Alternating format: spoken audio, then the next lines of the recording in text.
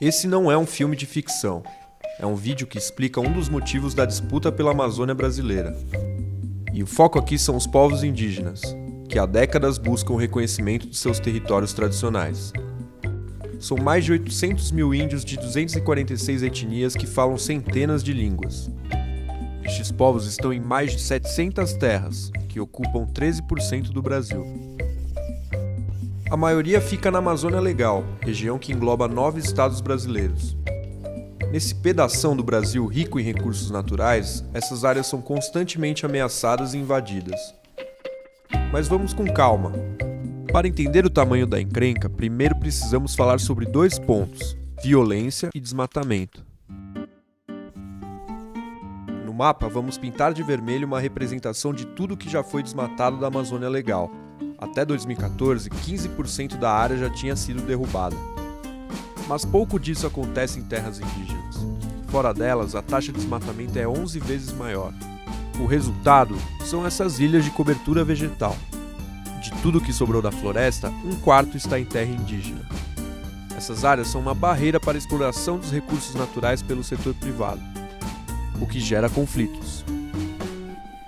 Desde 2010, os conflitos por território mataram mais de 350 indígenas.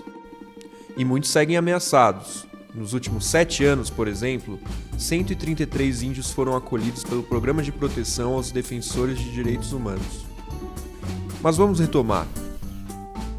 Uma terra indígena é um pedaço de chão com usufruto exclusivo concedido pelo Estado brasileiro. É um direito conquistado e previsto na Constituição de 88. E com a Constituição, foi reforçado que o principal órgão do governo responsável por lidar com a questão indígena seria a Fundação Nacional do Índio, a FUNAI.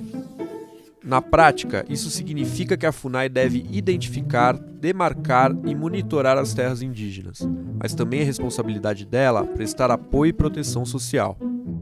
A FUNAI tem limitações políticas e orçamentárias, o que acaba prejudicando a demarcação e a defesa dos territórios.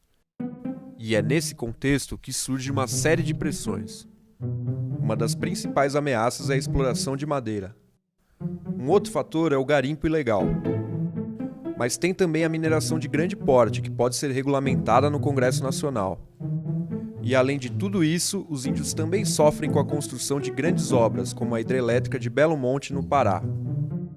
Se de um lado o índio faz da floresta um lugar sustentável, as pressões em seu modo de vida levam ao desmatamento, contaminam o solo, os rios, expulsam a fauna e poluem o ar. Com todas essas ameaças, a demarcação da terra indígena é um passo fundamental para a resolução dos conflitos. E há um processo bem claro para que isso seja feito. Em primeiro lugar, a FUNAI nomeia um antropólogo para fazer os estudos de identificação. Com a aprovação da FUNAI, o estudo é aberto para contestações de terceiros. A FUNAI então encaminha o processo ao Ministério da Justiça, que, em caso de reconhecimento, deve declarar os limites da terra indígena. Em seguida é feita a demarcação física. E, finalmente, a terra indígena é homologada pela Presidência da República. A Constituição afirma que uma das principais garantias da autonomia dos indígenas é o território.